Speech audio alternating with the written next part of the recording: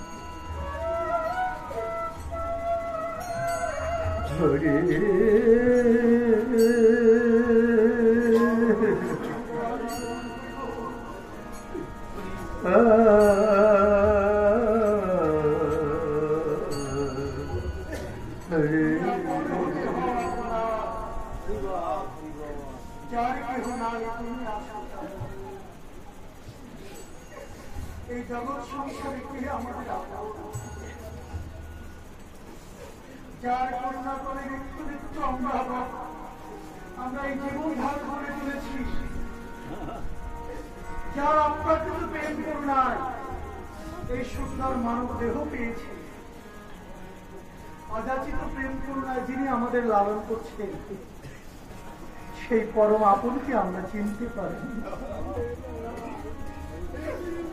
সংসারের মায়া জালে আমরা আবদ্ধ হয়ে গেছি।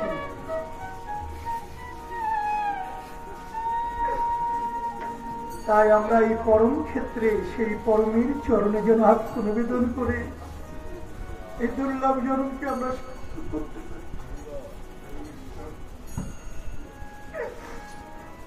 আমার মহাপ্রভু বলেছেন, কোন ভাগ্যে কোন জীবের শ্রদ্ধা যদি হয়, তবে সেই জীবের সাধু সঙ্গ যে করা হয়, সাধু সঙ্গ হতে হয় শ্রবণ কীর্তন, সাধন ভক্তি হয় শ্রবণ। তাই এই দুর্লভ জন্ম সার্থক করবার একমাত্র পথ এই সাধু সঙ্গ। তাই তো এরূপ ধাম ক্ষেত্রে নাম ক্ষেত্রে গিয়ে আমরা ভক্তির আলিঙ্গনে আবদ্ধ হই, ওই চরণ ধরি মস্তকে ধারণ করি। গতকাল যে দুর্লভ প্রাপ্তি এই বৃন্দাবনে ঘটেছে, আমাদের সশরীরে সেই বৃন্দাবনে যাওয়ার সৌভাগ্য সকলের হবে কিনা জানি, কিন্তু বৃন্দাবনের সেই ধুলি করে আমাদের ভাগ্যে হয়েছে। এই যে কত জন্ম জন্মান্তরের স্বীকৃতি, কত জন্ম জন্মান্তরের পুণ্যের ফল। তাই আমাদের একমাত্র পাথেও সেই বৈষ্ণব পদরেণু। তাই পদকর্তাগণ বলছেন, এরূপ ধাম ক্ষেত্রে নাম ক্ষেত্রে গিয়েই সেই অপ্রাকৃত প্রেম বস্তু লাভের একমাত্র পথ ওই বৈষ্ণবের চরণ ধরে যেন আমরা অঙ্গীকার আর মনটাকে তার চরণে নিবেদন করে হা কৃষ্ণ হা গৌর বলে যেন কাঁদতে পারি। ঠিক যেমনি করে কেঁদেছিলেন ব্রজঙ্গনাগর। দীর্ঘ 1 মাস কাল ব্যাপী দেবী কাত্যায়নীর আরাধনা করেছিলেন। দেবী কাত্যায়নী আরাধনা সন্তুষ্ট হয়ে আবির্ভূত হয়েছিলেন এবং বললেন যে তোমরা কি চাও। ব্রজঙ্গনাগর বললেন, হে মাতো, তোমার চরণে আমাদের আর অন্য কিছু চাওয়া নেই, কোন স্বার্থের সুখ চাওয়া নেই, বিষয় সুখ চাওয়া নেই, আত্মসুখ চাওয়া নেই। শুধু নন্দ সুত গোপিন্নে গুরু, নন্দ শুধু কৃষ্ণ যেন আমাদের পতি হয়, এছাড়া আর যে কিছুই চাই না। দেবী কাত্তরে সেদিন আশীষ দিয়েছিলেন, ভগবান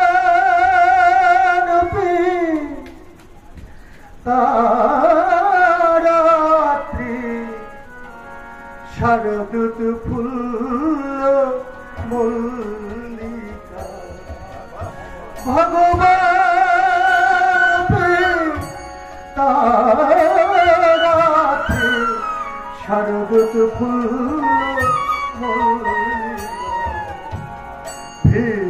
ভিক্ষরন্তু মনঃশক্তে যোগমায়ামুপাশ্রিতাম, ভিক্ষরন্তু মনঃশক্তে যোগমায়ামুপাশ্রিতাম। ভগবান পিতাত্রী শারদূত ফুল্ল মল্লিকা, ভিক্ষরন্ত মনঃশক্তে যোগমায়ামুপাশ্রিতাম। যোগ মায়ার দ্বারা কথিত যে রজনী, তাহাই হল রাস রজনী। সেদিন দেবী এই আশীষ দিয়েছিলেন, হে ব্রজ গোপীগণ, তোমরা এমনি করে দিনের পর দিন, রজনীর পর রজনী তার নামে প্রেমে আপ্লুত চিত্তে তাকে ডাকছে। কৃপাময় অবশ্যই তোমাদের করুণা করবে। তাই বুঝি আজ অবশেষে সেই প্রতীক্ষা পূরণের দিন, আজ এই মুহূর্তে বুঝি আগত সেই শারদকালীন পূর্ণিমা রজনী। প্রকৃতি আজ অপরূপ সাজে সেরেছে। ভ্রমরগণ আজ ফুলের চতুর্দিকে গুনগুন করছে, কিন্তু ফুলের মধু কেউ আহরণ করছে না। আজকে চন্দ্রিমাতার সকল আলোক রাশি যেন অবারিত ধারায় ঢেলে দিয়েছিলেন। প্রকৃতির পক্ষে যেন আজ আলোর ঝলক, এক অপ্রাকৃত লীলাক্ষেত্র তৈরি হয়েছে। যোগমায়া তিনি ঘটনা ঘটন পটীয়সী, তিনি বাতায়ন খুলে দিলেন। সেই বাতায়ন পাশ দিয়ে চন্দ্রিমার আলোক রাশি আমার গোবিন্দের মুখমণ্ডলে পতিত। গোবিন্দ নয়ন মেলে দেখলেন, কি অপরূপ শোভা। সেই পূর্ব প্রতিশ্রুতির কথা আজ গোবিন্দের মনে পড়ে গেল। সেদিন সেই প্রাকৃতিক সৌন্দর্য পদকর্তা এমনি করে এমনি করে বিন্যাস করছে। শারদ চন্দ্র পবন মন্দ্র বিপিনে ভরা কুসুম ধরে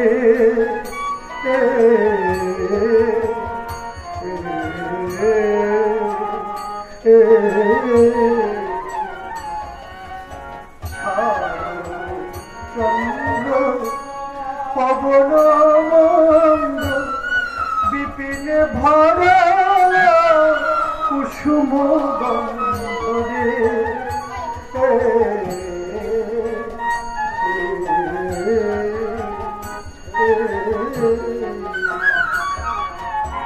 ফুল মল্লিকা মালতী জ্যোতি, ফুল মল্লিকা মালতী জ্যোতি, আজি আজি মত্ত মধু করে ধরণী রে, মত্ত মধু করে ধরণী রে, মত্ত মধু করে ধরণী রে।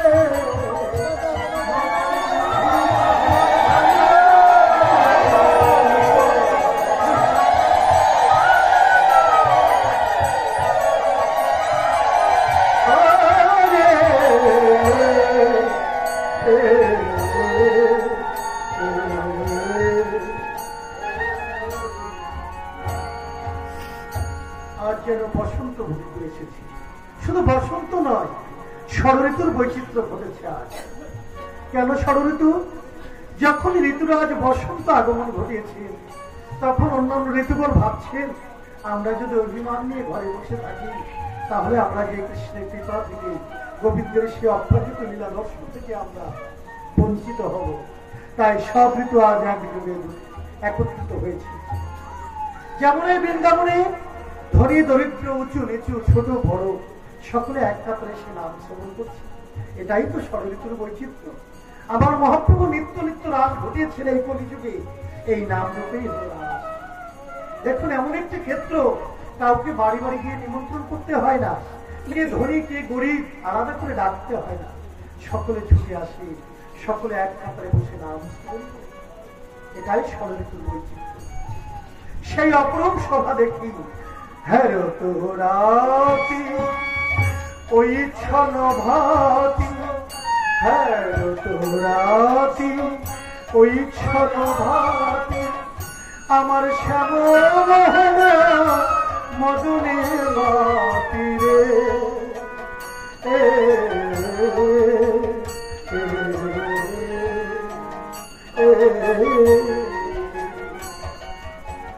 মুরলি প্রদান পঞ্চমতা, মুরলি প্রদান পঞ্চমতা, আজি আজি কুলবতী চিত চরণী রে,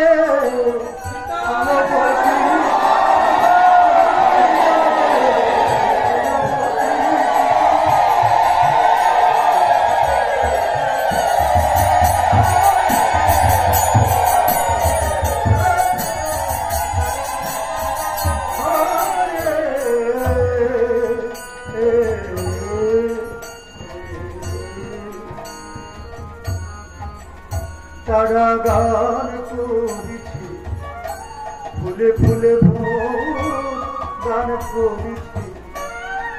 অপরূপ শোভা দেখি আমার গোবিন্দ মুরলী বাদন করেছি, সেই মুরলীর ধ্বনি শ্রবণ করি সকল গোপীগণ, যিনি যে অবস্থায় ছিলেন সবকিছু ফেলে রেখে আর গোবিন্দ দর্শন আসে। এই যে ব্যাকুলতা, এই একাগ্রতা, এই দৃঢ়চিত্ততা, এটাই ভজন সাধনের মূল। হাতে করো গৃহকর্ম, মুখে বলো হরি, অনায়াসকে দিতে পারবে এই ভবনদী পারি। তুমি যে কর্মই করো না কেন, যেখানেই লিপ্ত থাকো না কেন, তোমার ইন্দ্রিয়টি তার চরণের দিকে, তার শ্রবণের দিকে, তার মননের দিকে রাখো। দর্শনেন্দ্রিয় যেন তার সেবা করে। আমি অন্য কর্ম করছি, আমার কান যেন থাকে কৃষ্ণ নামের দিকে, আমার মন যেন থাকে কৃষ্ণ চরণের দিকে। এভাবেই দৃঢ়তার সঙ্গে তাকে স্মরণ করলে তার কৃপা অনিবার্য লাভ করবে। ব্রজঙ্গলাগণ দীর্ঘদিন ধরে অপেক্ষা করছে, তাদের কর্ম কিন্তু থেমে নেই, সকল কর্ম তারা করছে, কিন্তু মন প্রাণ উজাড় হয়ে গোবিন্দের স্মরণ মননে রয়েছে। কখন বুঝি সেই রাত চলে আসে। আজ বৃন্দাবনে সেই বাঁশি বেজে উঠেছে, এখনো সেই বৃন্দাবনে বাঁশি বাজে রে, এখনো সেই বৃন্দাবনে বাঁশি বাজে রে, বাঁশির সুরে এই মনের কোণে, বাঁশির সুরে মনের বনে ময়ূর নাচে রে, এখনো সে বৃন্দাবনে বাঁশি বাজে রে, এখনো সে বৃন্দাবনে বাঁশি বাজে বাজে রে। সত্যি তো এখনো সে বৃন্দাবনে বাস করে। শ্রবণ পিয়াসী ভক্ত যেজন এখনো সেই নিত্য ধ্বনি শুনতে পারেন। যে আমরা বৃন্দাবনে গিয়েছেন, আমাদের শ্রদ্ধা বাবু জামাতা কন্যা পুত্র সহ এই কয়েকদিন পূর্বে তিনি বৃন্দাবন দর্শন করেছেন। এই বৃন্দাবন অপ্রাকৃত ভূমি, তা দর্শন না করলে ভাষা দিয়ে তা ব্যক্ত করা যায়। বৃন্দাবনের তেঁতুল বন, শ্রীমতী রাধারানীর শৃঙ্গার নষ্ট হয়েছিল, পায়ের আলপনা নষ্ট হয়েছিল, তাই প্রধান্বিত হয়ে অভিশাপ দিয়েছিলেন যে এই তেঁতুল বৃক্ষ, এই তেঁতুল যেন কখনো আর না পাকে। সেই তেঁতুল বৃক্ষটি এখনো সেরূপ দণ্ডায়মান, প্রচুর পরিমাণে তেঁতুল হচ্ছে, সব তেঁতুল কাঁচা অবস্থায় ঝরে ঝরে পড়ে যাচ্ছে, কখনো কোনো তেঁতুল পাচ্ছে না। এই বাস্তব চক্ষে দেখে আসতে পারবেন সেই অপ্রাকৃত লীলা, রাধারানীর অভিশাপ, সে তেঁতুল পাচ্ছে না। নিধুবনে বৃক্ষগুলি এখনো সব অধপতনে রয়েছে, কোন একটি বৃক্ষের শাখা আপনি উদ্ধর মুখে দেখবেন না, সব অধপতনে ধ্যানস্থ হয়ে রয়েছে, যেন রাধা গোবিন্দ ধ্যান লীলায় তারা মগ্ন। এই নিধুবনের আরেকটি মাহাত্ম্য, এখানে সন্ধ্যার পরে মানুষ তো দূরের কথা, কোন পশু পাখি পর্যন্ত এখানে অবস্থান করতে পারে না। মানুষ না হয় সেখানে দারোয়ান নিযুক্ত আছে, কর্মচারী নিযুক্ত আছে, মানুষ বের করে দেওয়া হয়। দেখা যায় সন্ধ্যার পরপরই ওই বৃক্ষের যত পশু পাখি তারা উড়ে উড়ে চলে যাচ্ছে, তারা কিচির মিচির করে ডাকতে কৃষ্ণ কৃষ্ণ বলতে বলতে তারা চলে যাচ্ছে। অথচ এই নিধুবনে প্রতিদিন শৃঙ্গার মন্দিরে সকল ব্যবহার দ্রব্যাদি রাখা হয়। প্রভাতকালে দরজা খুলে দেখা যায় প্রত্যেকটি দ্রব্য সেখানে ব্যবহৃত হয়েছে। সেই লীলাটি যেন রাত্রে এখানে বর্তমান ছিল, সেটি সচক্ষে দেখা যায়। এর থেকে কি চান? এই দুর্লভ জীবনে, এই মানব জীবনে এই দর্শন থেকে বঞ্চিত হয়ে থাকা, সে যে পরম ব্যর্থতা আমি মনে করি।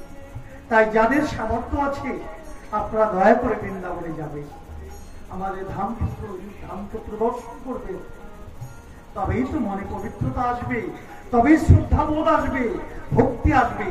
আর সেই ভক্তি হবে অচলা, কারণ সচক্ষে দেখে যা বিশ্বাস করা হয় সেই ভক্তি আর কখনো নড়চড় হতে পারে না, সেই বিশ্বাস কখনো ভেঙে যায় না। তাই আজকে ব্রজঙ্গনাগর সেই দৃঢ়তা নিয়ে অপেক্ষা করছেন, তাই তারা শুনতে পেয়েছেন ওই ধ্বনি। কিন্তু ব্রজগোপেরা সেই ধ্বনি শুনতে পাননি, কারণ তারা কৃষ্ণ বিমুখ। একই সঙ্গে বসবাস করে তারা কৃষ্ণের এই অপ্রাকৃত ধ্বনি তারা শুনতে পাননি। কিন্তু ব্রজঙ্গনাগর শোনা মাত্রই ব্যাকুল চিত্তে ছটফট করছে, গৃহ থেকে বেরিয়ে চলে যাবে।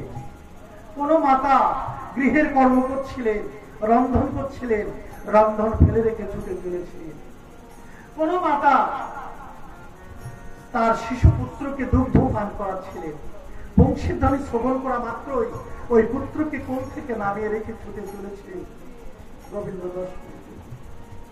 কোন এক ব্রজ মাতা তার স্বামীর কোলে ঘুমিয়েছিলেন, অবচেতন ঘুমের মাঝে যখন তিনি ওই ধ্বনি শ্রবণ করতে পেরেছেন, অমনি তিনি হঠাৎ করে চমকে উঠলেন এবং তিনি ওই ধ্বনির উদ্দেশ্যে ছুটে গেলেন। কিন্তু তার কপট নিদ্রায় নিদ্রিত স্বামী পিছন থেকে ডাক দিয়ে বলছে, দাঁড়া, কোথায় চলেছ? এই গভীর রজনীতে গৃহ ছেড়ে তুমি কোথায় চলেছ? ব্রজঙ্গরাজ কাতর নয়নে অশ্রুজল প্লাবিত করে বলছেন, হে স্বামী, তুমি কি শুনতে পাচ্ছ না গোবিন্দের সেই অপ্রাকৃত গান? তুমি কি সেই বংশীর ধ্বনি শুনতে পাচ্ছ না?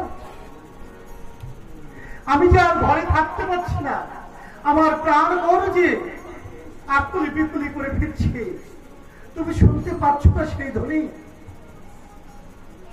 চোরাই না শুনে কোন ধর্মের কাহিনী তার কর্ণে কেমন করে পৌঁছবে?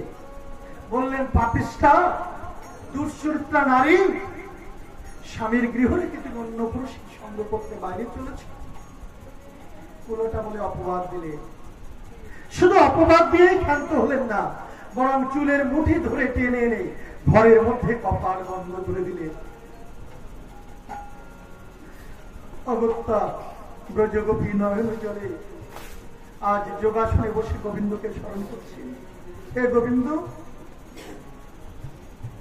আমি তো ভবে একাকে এসেছিলাম, যেদিন আমি ধরণীতে এসেছি সেদিন আমার কেউ সঙ্গে ছিল না, আবার যেদিন যেদিন এই ধরনের থেকে চলে যাব সেদিনও আমার কেউ সঙ্গী হবে না। তবে আজ কিসের বাধা যা কিনা তোমার চরণে যেতে আমাকে বাধা দান করছে? হে প্রভু, আমি ভবে একা দাও হে দেখা, আমি ভবে একা দাও হে দেখা, প্রাণ সখা রাখো পা,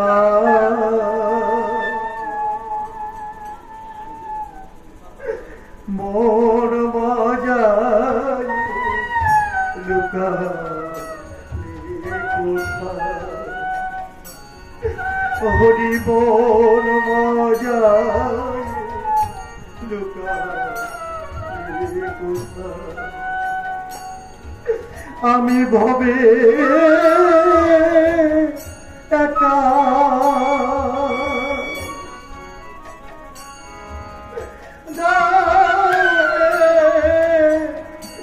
দেখা, আমি ভবে একা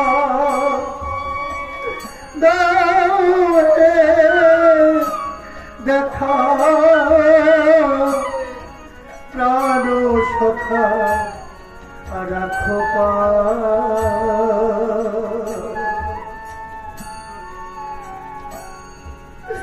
মন বাজায় লুকালে কোথায়, আমায় তুলে নাও প্রভু, তোমার জন্য আমায় ঠাই দাও, চরণ ছাড়া করো না হে, চরণ ছাড়া করো না হে, আমি কত জন্মে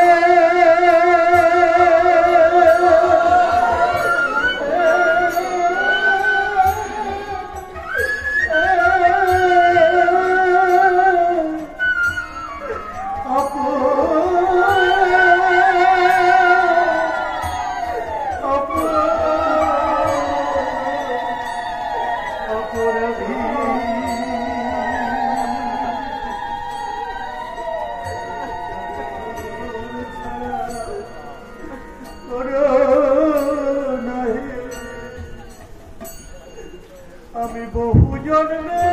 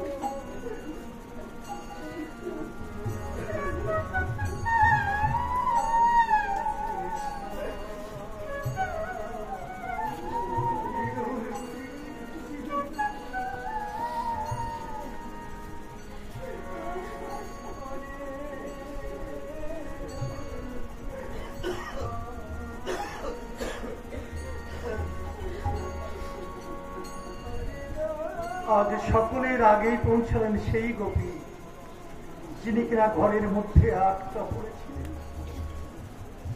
গোবিন্দ অযাচিত কৃপা করে দিব্য রথ পাঠিয়ে দিয়েছে। দেহ পড়ে রয়েছে ঘরের মাঝে, ব্রহ্মরন্ধ্র ফেটে আজ পরমাত্মা দিব্য রথে চড়ে চলেছে গোবিন্দ দর্শনে। সকলের পূর্বে উপনীত হলেন গোবিন্দের চরণে। এমনি করে এক এক করে সকল গোপী গোবিন্দের চরণে উপনীত হয়েছে।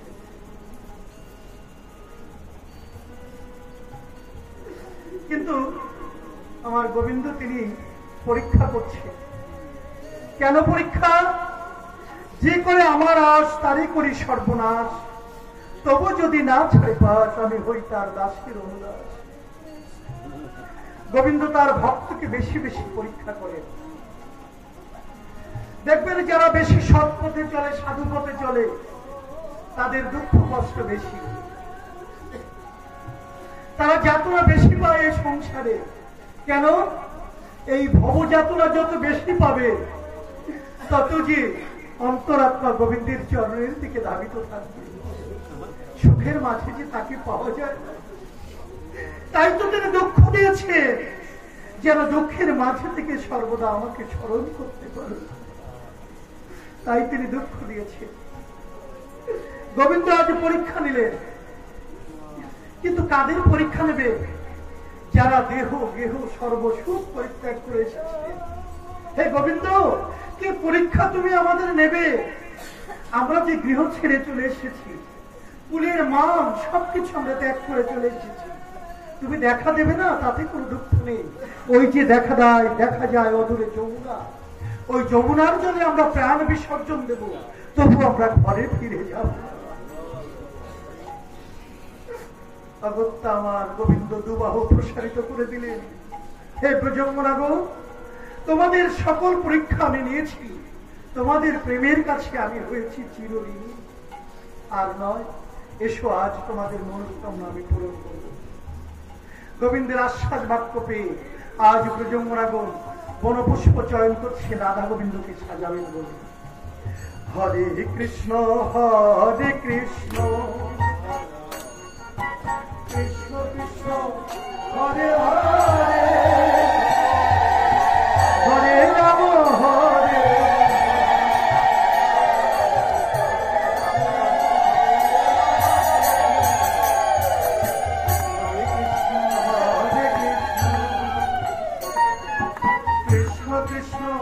হরে হরে হরে রাম রাম রাম হরে হরে হরে কৃষ্ণ কৃষ্ণ কৃষ্ণ হরে হরে হরে রাম রাম রাম হরে হরে হরে কৃষ্ণ কৃষ্ণ কৃষ্ণ হরে হরে হরে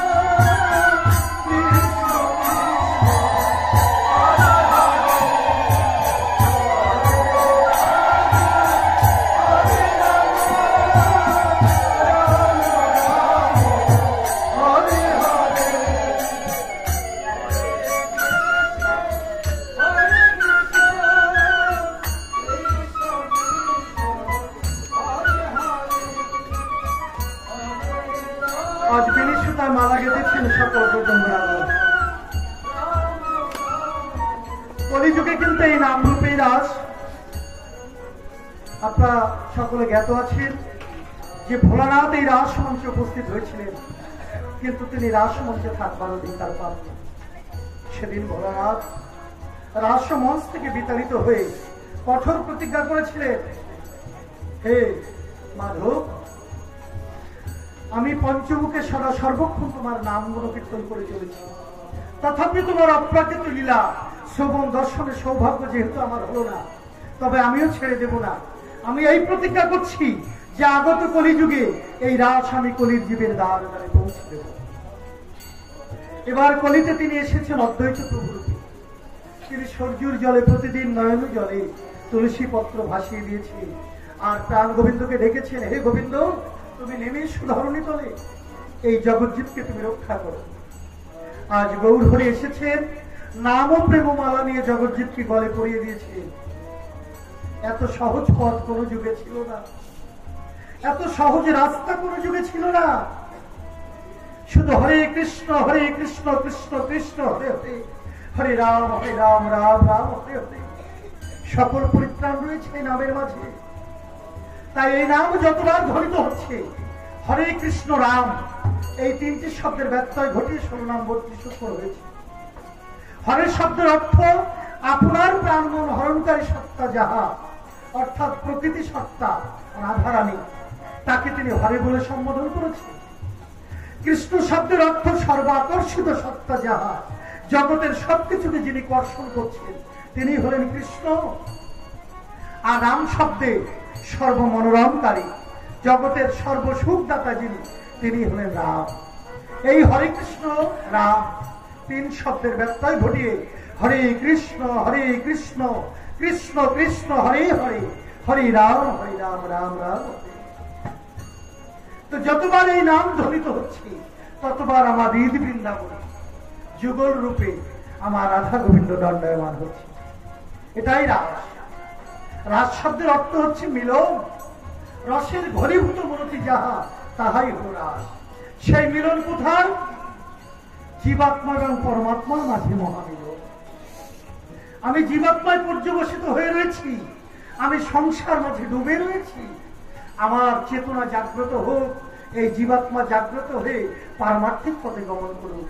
যখন পারমার্থিক মিলন হবে, তখন প্রকৃত সেই রাধা গোবিন্দের যুগল দর্শন, তার আগে নয়। হরি বল। তাই আজকে রাস ক্ষেত্রে আসুন আমরা গোবিন্দের কাছে একটি অপ্রাকৃত প্রার্থনা করি। আমার এই মামুনি লিপি, এই বাড়ির মেয়ে, আপনারা জানেন দীর্ঘদিন ধরে ব্যাধিতে ভুগছে। কণ্ঠে একটা অপারেশন হয়েছে, তারপরেও সে প্রায় অসুস্থ থাকে। গত কয়েকদিন যাবৎ কিছু খেতে পর্যন্ত পাচ্ছে না। আসুন না আজকে আমরা সকল ভক্তগণ এই অপ্রাকৃত ফলে রাধা গোবিন্দের যুগল চরণে আমরা প্রার্থনা করি, হে গোবিন্দ, তুমি তো ভক্তির ভগবান, তোমার ভক্তকে তুমি যুগে যুগে কৃপা দান করে এসেছো। তাই আজ তোমার এই ভক্তকে তোমার সেবা কল্পে নিয়োজিত করবার জন্য আজ তুমি এই আশীষ দান করো, যেন সকল রোগ থেকে মুক্ত হয়ে তোমার সেবায় নিযুক্ত হয়ে। সকলে একবার দুলহ তুলে গোবিন্দের কাছে প্রার্থনা করুন। জয় জয় নিতাই গৌর হরি বল।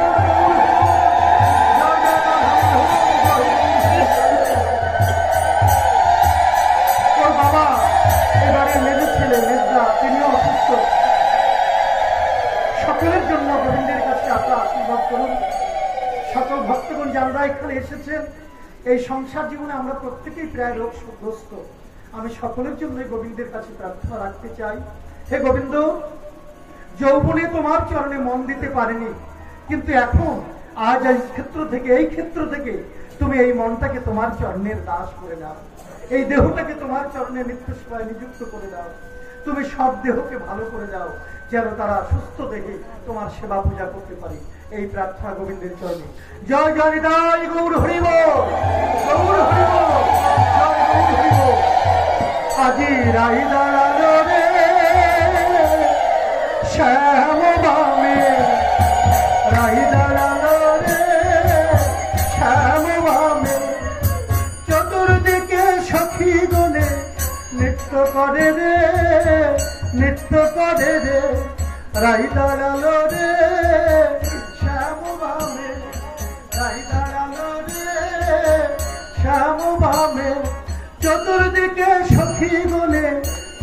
করে রে, নৃত্য করে রে। হরে কৃষ্ণ কৃষ্ণ কৃষ্ণ হরে হরে, হরে রাম রাম রাম হরে হরে। সবাই বলো রাধা রানী কি, রাধা রানী কি, শ্যাম সুন্দর কি, শ্যাম সুন্দর কি, বৃন্দাবন ধাম কি, সমবেত ভক্তমন্ডলী কি। জয় গৌর হরি জয় দাল। রাধারবীন্দ্র অপ্রাকৃত এই লীলা যেন আমাদের হৃদয়ে সর্বদা বর্তমান থাকে। আবার একটি বছরের প্রাককালে যেন আমরা এমনি করে সকলে মিলিত হতে পারি, সেই মিলনের প্রাককালে আমরা আইব। হরে কৃষ্ণ হরে কৃষ্ণ কৃষ্ণ হরে হরে, হরে রাম